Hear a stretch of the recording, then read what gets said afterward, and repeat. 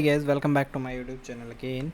So guys, in this video we will see how to convert your Canva design to the Figma and how to use it. So guys, if you want to use your Canva design into the Figma, so guys, it is very easy.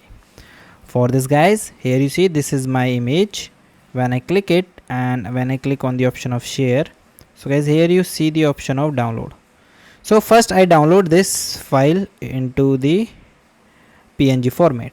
Click the option of download. Now file is download. After download, you simply go for PNG to SVG. So just refresh this page again and click the option of choose file, then PNG and save. Now it's time to convert your PNG file to the SVG. So you simply search PNG to SVG and you get this freeconverter.com, and here you simply add and convert it. When your file is convert, then guys you go back and download it. Now here you see that I am download.svg file in my system. After that simply go back to your Figma, okay, and go open your finder and simply drag your design on your Figma. Okay, now guys, here you see this is my Figma design on my Canva.